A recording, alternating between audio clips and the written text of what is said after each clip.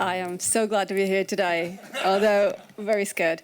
My name is Anna Gill, and my talk's about the things that I've been learning recently as I moved from my role as a Scrum Master to a more Agile coach role. I actually started my career as a software engineer before I moved to the Scrum Master role about 8 years ago. In that time, I think one of the most important things that I've done to help me is read. I think a lot of people have talked about books in the room, and so here are some of my favorite books. I need to tell you, so I work for American Express, and I need to tell you that all views are my own. Legal tick. Done. So, in the last 18 months, I have moved from working in day-to-day with a team, being a Scrum Master in a team, and into a team where we worked more in a consultancy model. And this shift in work forced me to kind of rethink the way that I work. And now when I look back and I think about my approach as a Scrum Master, I think there are things that I could have done differently. There are things that I could have done as a Scrum Master to help my team move a little faster on their journey. So I'm going to share those with you today. So I'm going to talk a bit about my Scrum Master approach, then I'm going to move on to my Agile coach experience, and then I'm going to end with some learnings. Let's start with the Scrum Master approach. So I started as a Scrum Master about 8 years ago. I have been a Scrum Master for many different teams at Amex, so my approach has evolved, but it was largely based on connection. There were a lot of people also talking about connection. The sort of things that I felt that helped me with those connections would be kind of like offering one-to-ones with people in my team, so I could get them know them better, know their priorities, what their goals were, make them, the things that made them tick. You, of course, facilitate the team ceremonies and, perhaps the easiest way to create connection. And you can guide and influence your decisions on the spot. If a piece of work is too big, you can generate a conversation around that. You're always there, you understand the work really well, and you can add a little value every day. What I would say about that is that sometimes it takes a little while to see results. And so I'm going to talk to you about the things that I have tried. So moving on to my Agile coach experience. And I think I'm going really fast because I thought I was going to go really slow. So I was in a team of coaches. I think some of these people on the screen would be in the audience, at least one. We were called the Agility Group, also known as the tag team. All of these people were more experienced than me. I was so lucky because I could learn so much from all of them. I'm going to talk to you about some tools later on that some of these people brought in to our team. None of our titles were really Agile coaches, but I'm using it because we weren't Scrum Masters in the team. We were a team that was a central team in the organization, and we were helping other people, other teams on their agility journey. And we worked on engagements. And what do we mean by this? So someone in the organization would contact us and request to work with us. It could be, someone in a team or a senior leader with a generic problem, such as, we want to be more agile, very loose-fitting clothes. Of course, we would need to define this a bit more. In one of the engagements, when I asked, being more agile, what it meant for them, they narrowed down to better flow or a sense of getting things done to the team, for his team. And we would work with teams from 6 to 8 weeks. We had very limited time, and this was a very interesting challenge. We wanted to see change in a very small window of time. So here's some of the things I learned.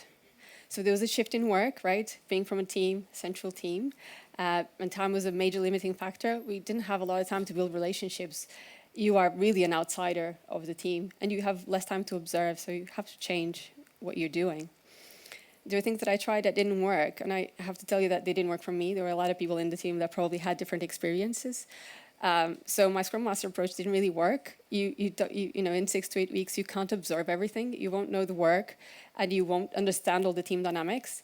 And you're also not always there. I think someone else was saying, you come and you see and you come back. We also tried just observing the team. Sitting in team ceremonies, observing interactions, and you'd make some recommendations, like a Kanban board would be useful. Like someone else was saying, exactly when I said it, nobody did it. So I found that more often than not, these recommendations just would not be followed. I think change is hard. Someone else was saying it here too. And I was often solving a problem that the team didn't think they had. So what worked? I think that the thing that worked best for me was when I could actually partner with someone in the team and help them take something forward. So ask the team, help them focus. And, what I hope that I've learned from this experience is like not to come with my own agenda, trying to evaluate where teams are and then providing solutions to the problems that I saw. Instead, ask them questions so they can narrow down their problems and give them information so they can take their own next steps. I'm going to talk to you about some of the tools that we've used as well. As I said, someone else in my team kind of brought them in, but I thought they were really interesting, some of them. So workshops, it's interesting because as Scrum Master, I might have not thought of doing so many workshops with my team, but I think that it's a lot of people, a lot of teams when we called in, they didn't really know a lot of Scrum. I think they learn Scrum because they've been working in this way with their teams, and you learn from being there. But I think there's a lot of aspects of Scrum that they don't really understand. The same goes for user stories or user story points. And so we made some very small workshops, like an hour, just of something very targeted, very relevant to the team. And you kind of like taking them out of their day-to-day and, comparing their situation. You allow them to kind of compare their situation with the theory, and hopefully that will yield some next steps for them. It also helps building influence. People kind of start thinking that you know what you're talking about, even if you don't.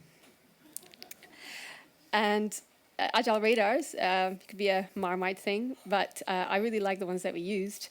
So sometimes when you're asked to come to a team and you ask, how can we help? They will tell you, actually, we're already Agile. Thank you, but no thank you. And so I think that the Agile radars were a really nice conversation starter. We focused on behaviors, and so you could kind of say, yes, okay, you started your Agile journey and you're releasing more than once a PI, but maybe you're not quite at the multiple deployments a sprint sort of case. And we found that sometimes it can help broaden the team's horizons when you're basing these on behaviors and say, this is where you can also go. And so it helps the team assess where they are and hopefully helps them focus on where they can go next. Dysfunction mapping, I think, is an amazing tool. It helps you visualize and generate a plan. It was created by a guy called Michael Floyd, and he says that one of the things that he aims to do is it helps explain what Agile coaches do all day, which I think is useful too. So many problems that we see just stay in our heads, right? And so this tool helps you plot them on a map and then figure out, which of your problems is worth solving first, because one of the dysfunction is going to be linked to more symptoms than the others. And you can take this map to your team and build a lot of transparency there, but you can also take it to your leaders and share the value that you're bringing to the team. So things to try. Have a time box. Classic Scrum. Visualize your journey by using things like Agile radars or dysfunction mapping, and create a team agenda rather than bringing your own. Thank you very much.